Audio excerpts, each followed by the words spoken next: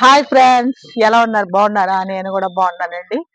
నేను ఇవాళ చిన్న చిట్కాతో వచ్చాను. ఎందుకంటే ఇప్పటి వరకు రీల్స్ తీసాను, సాంగ్స్ తీసాను. అంటే ఈ చిట్కా అందరికీ ఉపయోగపడుతుందండి.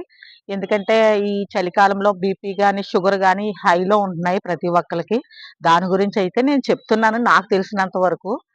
ఆహ్, మార్నింగ్ నిద్ర లేవగానే ఒక గ్లాసు వేడి నీళ్ళు తాగండి. అంటే గోరువెచ్చటి నీళ్ళు. ఎవరైనా తాగొచ్చు. వాళ్ళు వీళ్ళనే కాదు. డైజెషన్ బాగా పెరుగుతుంది. ఎందుకంటే ఈ చలికాలం చలి వల్ల కొన్ని కొన్ని ఆరోగ్య సమస్యలు వస్తూ ఉంటాయి. దానివల్ల చెప్తున్నాను. నేనైతే మాత్రం అలా చేస్తాను. ఇంకొక విషయం ఫ్రెండ్స్, ఈ డయాబెటిక్, షుగరు ఇంకా వాళ్ళే కాకుండా ఇంకా మిగతా వాళ్ళు కూడా చేయొచ్చు. ఎందుకంటే వాకింగ్ చేయండి. మీ ఇష్టం.